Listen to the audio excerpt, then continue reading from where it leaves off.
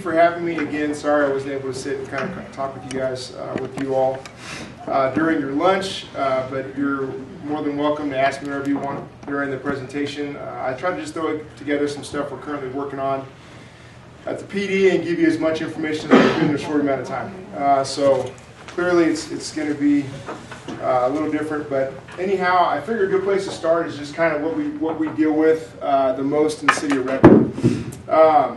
One of the ones that's always top is our traffic complaints and parking. We kind of lump those together.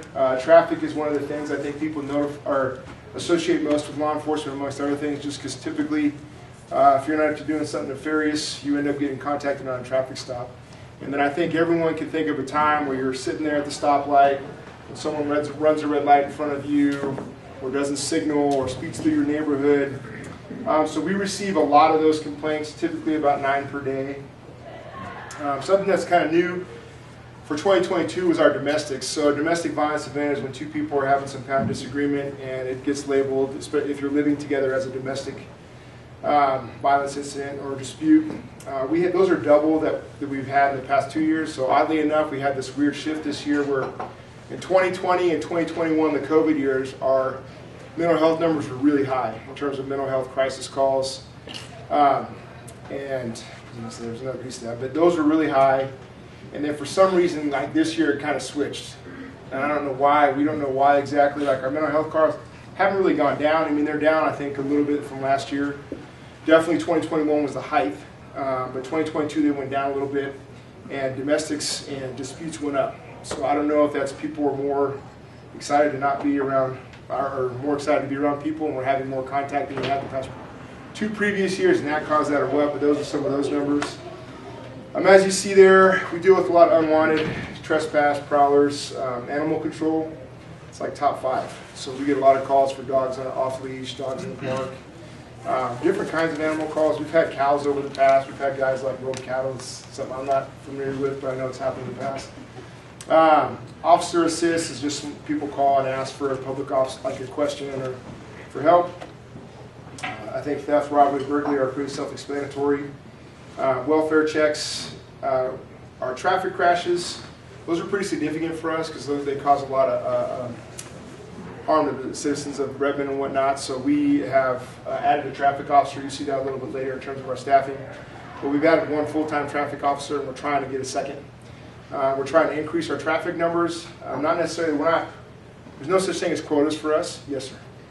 Something along the traffic line, something I wanted to bring up in situations like this and ask for your own safety, that we all as a community, one of the best things we did in the last 5 years was making way for safety vehicles, for response vehicles, first responders, by parting the road, making it illegal to stay in your lane. You have to pull over and get out of the way. Something that I see that's just as bad, probably worse, more dangerous for you guys and people on the side of the road. When people get pulled over, they should be compelled by law to pull off the road, off of the shoulder, onto a side place that's safe for you. And if they don't, they should be cited for putting you in danger, because having you on roadways, getting ran into from the rear, getting hit from the side, it's bad for everybody. I mean, and it doesn't even take somebody not paying attention to it. I mean, if they reach back to deal with a kid that dropped something, it needs to be done. And I mean, I'm dead serious about it, and I'm sad that it hasn't been brought up for your own safety. Yeah, and that's one of those things. I mean, there's some approaches, like they teach a bunch of different approaches to vehicle stops. So sometimes we have officers who contact from the passenger side. So instead of going to driver's side, you make a contact passenger side. But I think it would be great if that was like a legislative action that was taken. But that's like a state level thing. But you guys need to complain about how, I mean, you're basically being put at death's door every time you stop on the side of the highway. Yeah, I mean, I'd say like, it's been a while since I've like been on the highway making a traffic stop. Not a long time. I still go out and try and contact people and whatnot, even now. But like, luckily we have a lot of side streets in Redmond. We're typically not on 97 a ton. And, you know, we just do the best we can with what we have. And especially with weather, when you start having snow berms and all this stuff pushed off to the side, it gets even more difficult. And where are you going to stop and time? But I would never be opposed to someone making my job safer or the job of the people I serve at the department safer. So yeah, if that's something that we can make moves on or you feel compelled to, I totally support that. Yes, sir. So in that respect, if I see the lights behind me and I realize, okay, they're after me, they're trying to stop me, is it okay for me to drive another block so that I can get to a safe site? Or is that going to make it look like I'm fleeing, you know? How? Where can How far I can I go? go? I mean, if you put the pedal down and you're going 75 and make a corner, then I'd be a little more concerned about where you're going. Yeah. But if you're slowing, I think in general, like these are obviously generalizations, but a block, 2 blocks is not abnormal, especially if it looks like someone's looking for a good place to pull over. Okay. I think once you go past, I mean, it's different for every person. For me personally, I'd say like a block to 2 blocks. After 2 blocks, I'd be like, man, where's this person going? Like we passed 4 driveways, we passed a street, we passed all these opportunities, and they're not stopping. That's where I think it's probably more of a thing is opportunity. If you were to pull over, say, trying to think of a long stretch of roadway where there's just no area to pull over. Like, Helmholtz? yeah, if you're on Helmholtz and it's like, hey, there's no real side, there's no turnoff before Antler, and I stopped you at Helmholtz and 126 going out, then I'd be like, oh, clearly they're just trying to find some place to pull over. Versus if you were on 97 and we just passed Abby's, I'm like, well, you could pull into the 76, you can pull into, all these different areas. So, just use your best judgment. Thank you. Yes, sir. If one were to put on flashers, I think that would indicate compliance. Yeah, if you have your flashers on, you're like, there's probably a multitude of ways you could address that.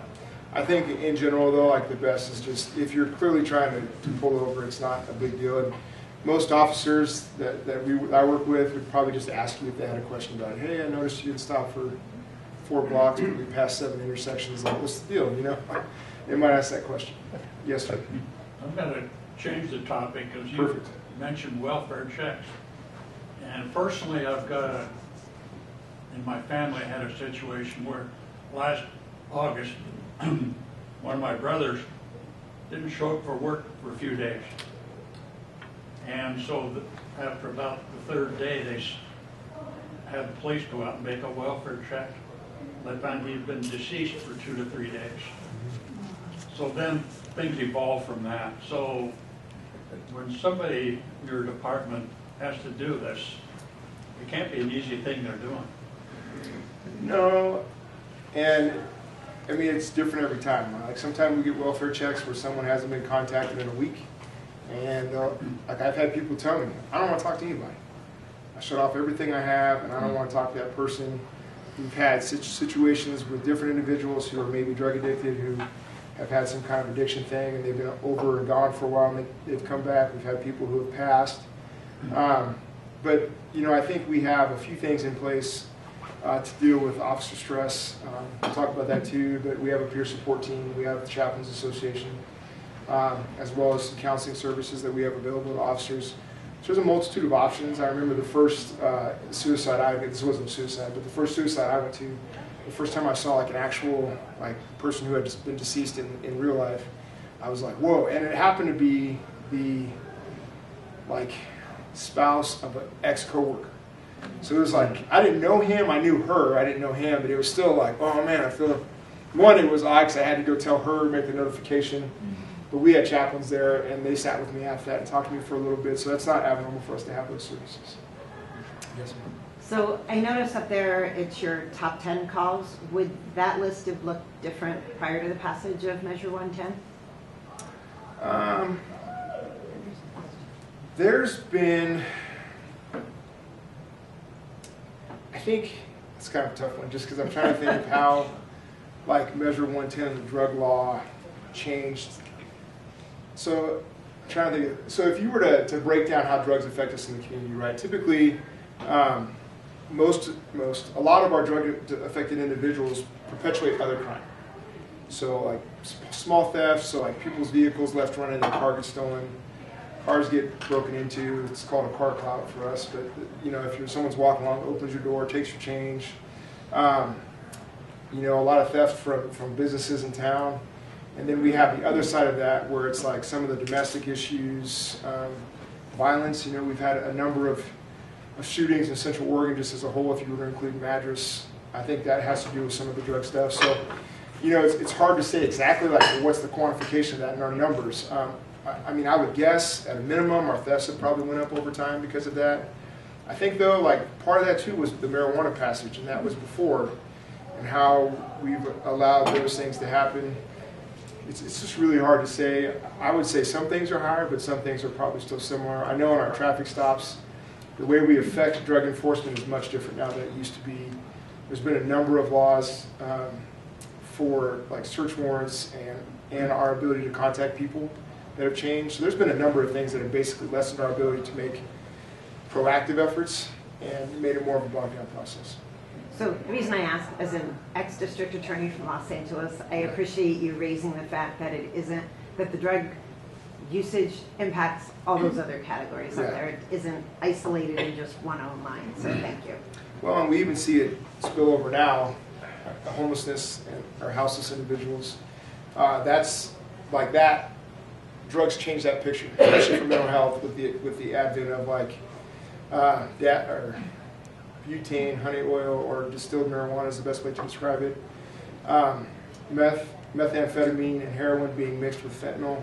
All those things change brain chemistry. And so we have a number of people who have like mental health issues related to drug use, and so that also has risen those numbers. So I feel like Measure 110 maybe increase some of our houseless, drug-affected individuals, like increase those numbers a little bit. Yes, sir.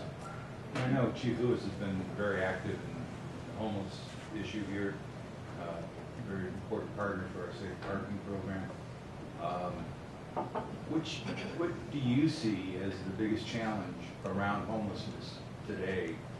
Is it generating crime in those areas? What's going on from your perspective that's a big challenge to you guys?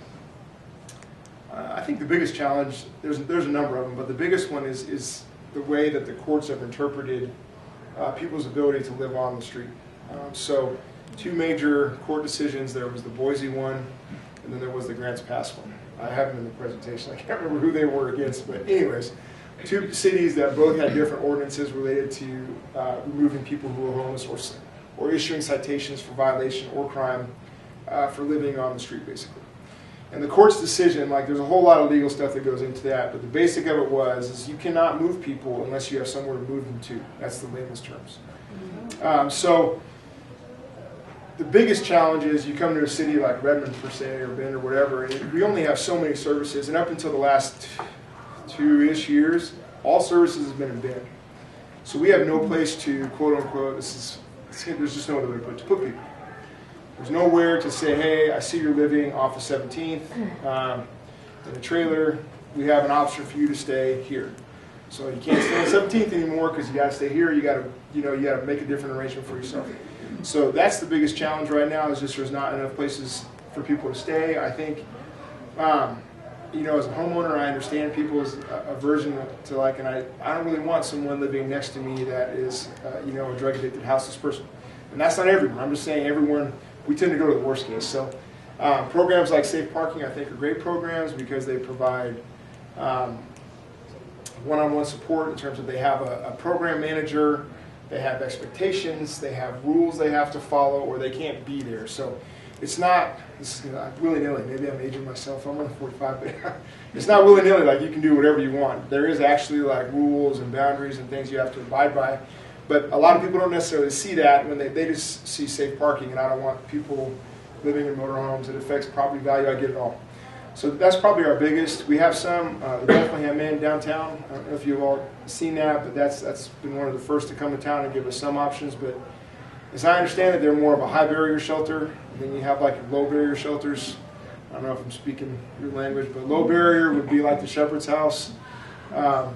But there's still a barrier, and part of those court rulings said, I only laugh because to me it's really interesting that the courts have said, well, you have to provide more or less a no barrier solution. Like they just have to have a place. It doesn't matter. You can provide high-low, but if there's still no place where they can go, and let's per se they're drug addicted or something like that, and they want to use drugs, and you're saying we can't use drugs or you can't use alcohol, then technically you have to provide a solution for that group too.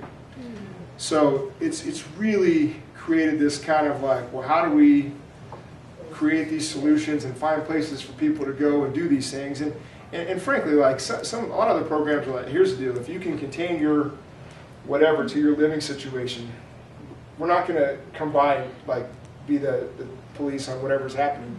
If you can kind of maintain yourself in your space, you can kind of do whatever you want in your space. You just got to keep it in there. So there's actually more options, but there's just some difficulties with finding placement for that. So that's probably the biggest issue. And then I think the second would be, what do we do cleanup-wise? We've had a number of motorhomes like burn. It's not uncommon for someone living in a motorhome to have a gas fire of some sort and then the thing burns down. But what do you do with that property? And we've had a couple where people have left that property, and then it's up to the city to move it and dispose of it to the tune of $3,000 to $5,000. So it's a pretty expensive thing to happen 2 or 3 times a year. So that's a part of the issue too, is like how do we clean up or manage what's currently happening. I will say we've had a little bit of success recently with trying to address that by saying you totally live here, we're not going to argue with you about that, but we are going to ask you to contain what you have. So instead of what you've seen sometimes where people spread out and they have like motorhome, fifth wheel, trailer, chicken coop, goat storage, firewood cutting station, and it's all spread out over someone's private property. We've said, hey, the law says you can stay here, but you can have like your domicile, motorhome, car, whatever, and then maybe one other space, and then the rest has to be contained. And if you can't contain it, we will store it for you for 30 days, and if you don't pick it up after 30 days, we'll dispose of it. And then we also contract more currently with a company called BioSolutions to work on cleanup. So I think we're doing things that are addressing the issue. It's just costly. I mean, those things cost us. There are substantial financial commitment from the community, which we appreciate because it makes us more able, but it's super frustrating to think about that in a lot of different ways. Cool. So I think we kind of went through a lot of my stuff, which is great. I'll fly through the slides. The largest growth basically these are the numbers. The funny thing about these numbers is that you see from 2019 to 2022, this is the growth area. So it changes every year. Like I said, some of the biggest ones, to me, 120% increase in domestics is really interesting because those can be your most high-stress calls. And having that kind of a number where it doubles in the past 4 years is kind of disconcerting, as well as with medical assists and some of the weapons offenses things. We've had a few shootings this year in town, which is not real normal. Like I said, I've been here 16 years almost. And it's not super consistent for us to have a number of shootings, especially with, not over some kind of dispute, but actually just shooting. So that's kind of some new phenomenon we've been dealing with, and I think we're working to combat that in a number of ways. We've expanded our detective unit, which I'll talk about here in a minute also, but we've expanded our detective unit to kind of have 2 pieces now. Kind of a property crime, drug crime unit, and then criminal investigations. And so I think we're going to try and work that problem from those aspects. Okay, so that's kind of like what we've been dealing with this year. The chief's not here, and I figured it'd probably be worth it just to say why. Is that we're getting a new building. So thank you if you voted yes. If you didn't, thank you for being here and not heckling me because we have a new building. But I just wanted to kind of share with you some of the reasons why. Our current building is 12,000 square feet. It was built for, I think at the time it was like 15 to 20 people. And you can see it's on 1 acre in the center of the city. We currently have, which we'll get to in a slide in a second, 64 total positions available to us. And you can imagine trying to fit 64 people in a building that's built for like 20 people. It's not really the best situation, I can tell you. We're running out of lockers and all kinds of random stuff like that. So the city supporting us and allowing us to build a new facility is an amazing, I say, blessing to the department because it just gives us a lot more opportunity and allows us to really kind of look forward to how we're going to address being a public safety agency for the city of Redmond. So the quick facts of where we're at now is the bond passed this past year. We selected a design firm. I don't know if you care about that kind of stuff, but we went with FFA. I have friends' kids who go through Future Farmers of America, so I'm always like, what is FFA? I don't even know what it stands for. I just know the firm is called FFA. Because I was thinking the phone. Yeah, I know. That's every time I say it, I'm like, why would they pick that acronym? But hey, whatever. And currently working on selecting a building firm. They currently have an RFP out for that, and they've been in interviews. Hopefully, if that process is going to be successful, we hope to have a design firm or a building firm selected by the beginning, middle of February. At the end of the month, we're going to be doing surveys with the department to kind of decide the design of the building. And then we hope to be done with that building in March of 2025. Some of the highlights is the building is just over 40,000 square feet. The reason for the size, you see up here, this is where it's at. It's going to be on the north side of the city. If you go over the bridge that goes over 97, on your left-hand side, if you're traveling north, there's kind of that big empty lot. That's actually 11 acres. And so 8 of that has been, we bought with funds from the American something rescue, the AARP, the ARP funds, the rescue. These acronyms, I don't know. I just know that we got funds, okay? And we bought land. So the city was able to buy land. This portion here is owned by by ODOT. And ODOT is tentatively agreed to give us that in the future. So we'll have a total of 11 acres there. Our initial plan is to build the department and then to work on a number of improvements over time. We really would like to see a community park go in there where we can maybe have some soccer fields, basketball courts, playground equipment, things like that, so we can interact with the community in a bigger way. We do National Night Out every summer. I don't know if you've been able to come, but it's one of our largest attended event, and I think it's actually been very successful, and we really enjoy being able to put that on. Yes, ma'am. You mentioned you had 64 positions available to you. How many of those are sworn, and are they all full? We have 48 sworn. No, 50 sworn. 51 sworn now, and 14. That's my numbers right now. 10 non-sworn positions, and then we have 4 in training, 2 officers, 1 that just started, so 3 officers, and 1 record staff position. For our numbers to be kind of where they're supposed to be, the city council had a goal of a certain ratio officer to citizen. I think we need to hire 8 to 10 more, but we couldn't do that at our current building, and so we're hopeful in the next 2 to 5 years to be able to seriously look at bringing on like a large group of people to kind of bring those numbers up to a number we're more comfortable with. Yes, sir. So the hiring 8 to 10, one thing I've heard is your law enforcement in general is having a hard time recruiting. Is that still the case? Yes, sir. I can tell you we've had 1 position open now for a year, and we can't fill it. We've tried, but we just can't fill it. We've had a couple opportunities where we've had interviews, but we've lost people through the background process. Backgrounds are pretty extensive. I don't know if you all care about it, but I can tell you about backgrounds. Does anyone want to know? Yeah. It's a long process. It takes months, so we lose a lot of people in background. But we have had 2 or 3 different hiring phases now. We've been able to kind of continue to fill spots, but this one we're just currently not able to. So the difficulty is when you hire a lateral officer, you can just bring them in automatically. They spend about 10 weeks in training. They're on the road. So if you work as a cop, you come here, 10 weeks, you're working. New officer, hire, it's about 6 months to get him over to the police academy right now. And then that's a 16 weeks, so that's a 4-month process on top of that, and then you have a 17-week training phase. So you're looking at around a year plus before you can get a non-experienced officer to work on the road. Probably close to a year and a half once you've kind of gotten through everything. So we have kind of held this spot for a lateral officer, but so 2020, George Floyd, all those nationwide discontent happened with law enforcement for a lot of reasons. A lot of officers just left places. So 2021 to mid 2022, the pool was pretty big.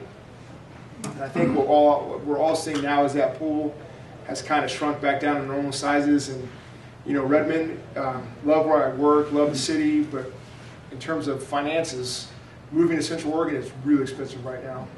And then when you consider like the agencies we compete with for people, Bend and Deschutes County make, I mean, crazy money. In terms of like their pay scale is just, I don't know, 10-20% higher than ours in some cases. So I think we get people anyways, but it's just hard to compete where we live at for lateral officers. New officers is probably like, doesn't matter, because everyone starts off about the same level. But it's just that lateral officer piece that we were hoping to kind of get. So we're hopeful that this next year, if we don't get any laterals in the next couple of months, we'll probably open it up for some new hires and just be prepared for that to take a couple of years.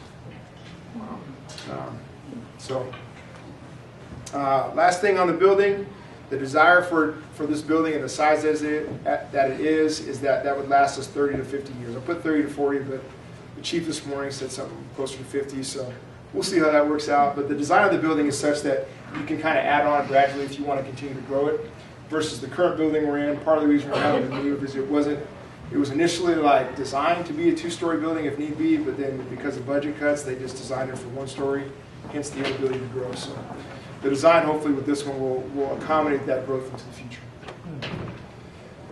Some projects we're working on, we've talked about employee stuff already. I will say that a couple things we've added more recently that the department I think is real important for us and we wanted to mention is that practically we have some projects that are bigger now than they've been in the past. Drones, I'm sure everyone's seen stuff about drones, learned about drones, but the nice thing about those is they're what we would call a force multiplier. They're just extra eyes.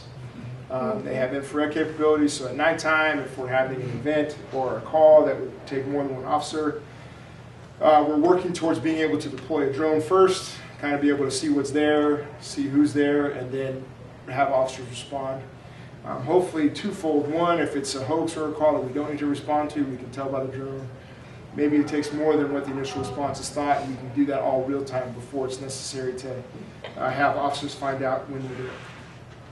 Plus, it creates a significant officer safety possibility in terms of not having to have people there to make these kind of determinations. You can just see, and you're not in danger of being harmed. Also, LPR, license plate readers. I don't know if you've seen those on any of our cars. Those were really kind of a big stir 5-6 years ago of reading license plates and being able to determine the vehicle if it's been contacted before, and there's been some pluses and minuses to it. The biggest plus we see is that it allows us to have some investigative capability for who's in the area. So on a number of occasions we have stolen cars come through this area, we have cars involved in thefts, we have people who commit crimes in the area, and one of the first questions we're starting to ask now is, well, did you get the LPR? Did you find out if we had a camera in the area that was able to pick up the plate for the vehicle? For instance, we had a vehicle that was shot at, I think it was last weekend, and that was one of the first things we tried to find out was if we had an LPR, because we put them, the LPRs that we run, we have them on both of our speed signs, and then we have 2 cars working towards 3 cars. And then there's a couple of repo companies in town that have them. So really it's an investigative tool. It allows us to know who's in the city. It allows us to kind of track back if we have, history we're looking for. And then if we have let's say there's someone from the valley that's committed some kind of robbery or theft, that information gets sent to us. And so we can pick it up on our scanner and be able to know when we're contacting a vehicle that, hey, this vehicle was involved in this crime and it's been notified here. So that's so another those one. LPRs are on all of our speed signs around the area, or just a few? Just the 2 that the police department has. We have 2 speed trailers. Okay. And just the 2 speed trailers. Then we have also, this is our drug canine, our drug detection canine. This is Officer Zundell. He runs our drug detection dog. So this current dog has cancer, so he's passing. But the interesting part in Measure 110, since you brought it up, was, well, what do we do in Oregon with a dog that's sniffing for odor when it's not a crime? So if the dog doesn't tell you it's over 2 grams, the dog just tells you the drug is there.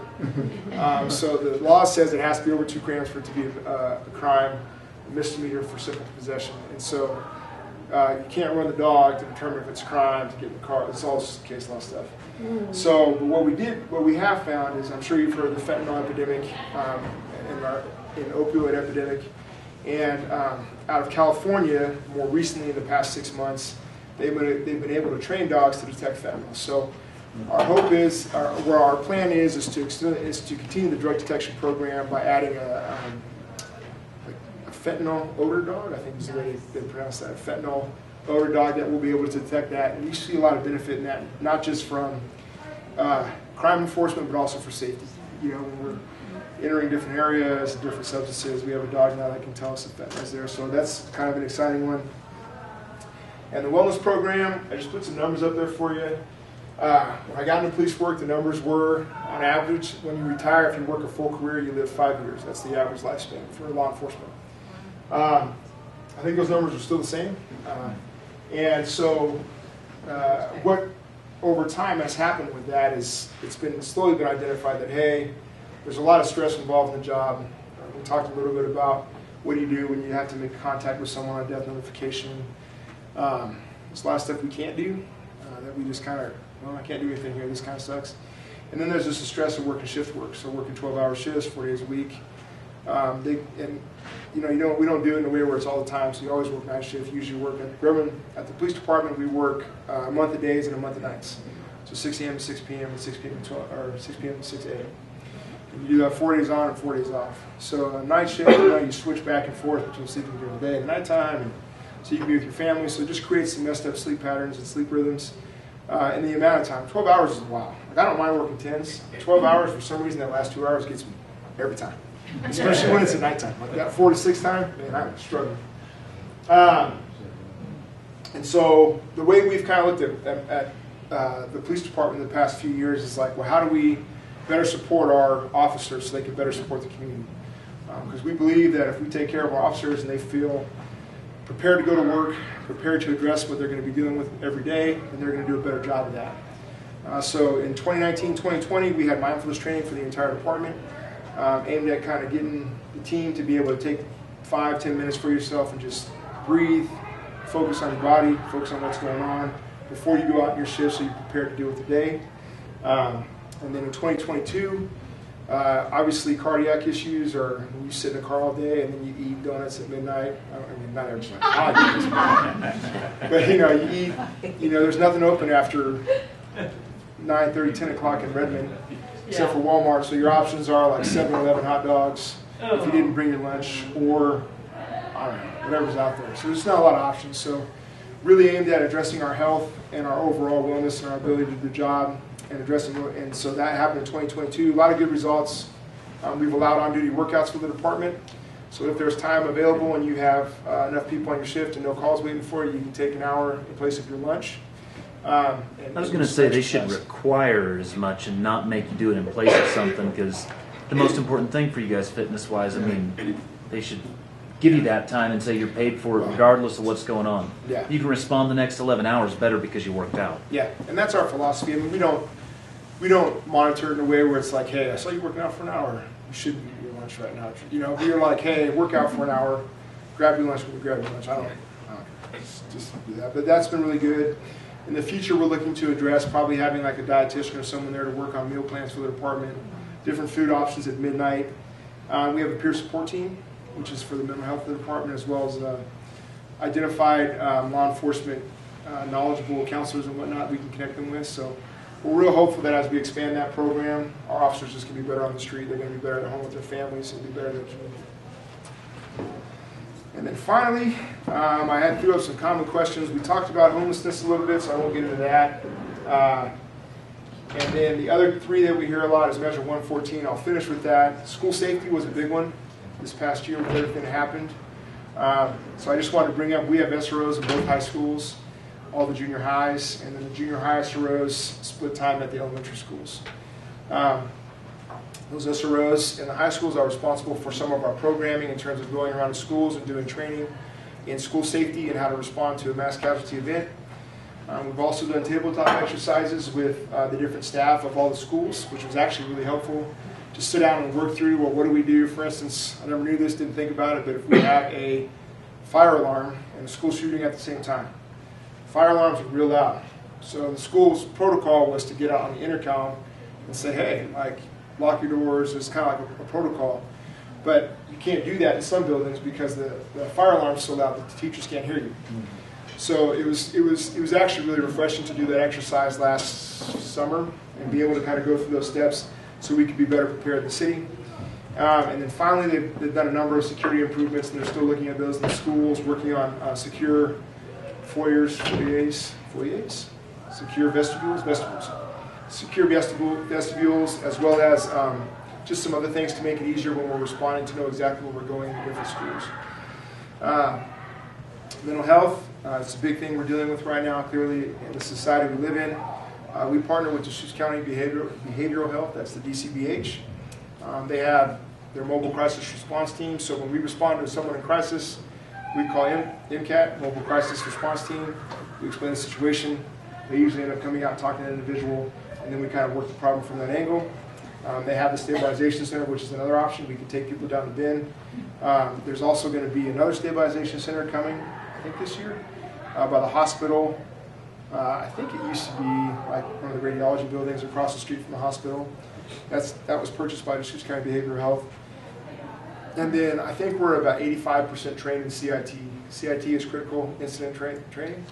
And so it teaches officers, you have to go through a week-long course on how to respond to people experiencing crisis. And we're about 85%, looking to get to 100% trained at the PD. And then finally, Measure 114, it didn't pass, and then it got held up in the courts. I wish I had some kind of wonderful information about how that works, but what I learned in all the conversations I had is that's a lot of legislation without a whole lot of solutions to make it possible. So we have very few tools to be able to address things like, well, the forms. What do we do with these forms, and where do we send them? We have to send them certified mail. I don't know if you tried to send something certified mail recently, but it's super expensive. And if there's a queue of 4,000 people waiting to get their permits, how do we pay for 4,000 pieces of mail? How do the citizens of Redmond pay for 4,000 pieces of mail to make it to over Salem and then back, and the time in between? How do you, there's just a ton. There's a lot of questions. So we were all pretty pleased that there was a pause put on that because we just didn't have the ability. I don't think we have the ability now. And going forward, we'll just see. I don't know. I think there's probably ways we could address it that would be more beneficial to the community. But currently, we got what we got. So. How do you coordinate that with county, for example? Well, and that's kind of the odd part. There was two conversations that happened with that piece. One, the initial reading of the law was that each municipality is responsible. So Redmond, Ben, Deschutes County all have to have their own program. But then there was a second conversation that said, well, no, the county can just do it. But no one actually resolved who's doing it. So I still don't know like where that's coming from. But if it were to come down to each individual agency, we would have to provide our own process, such as county would have to do theirs, Ben would have to do theirs. Every agency would have their own process. And it's just not coordinated yet at this point. I'm going to jump in here. We're a little bit over time, but Captain Wells, thank you. Yeah.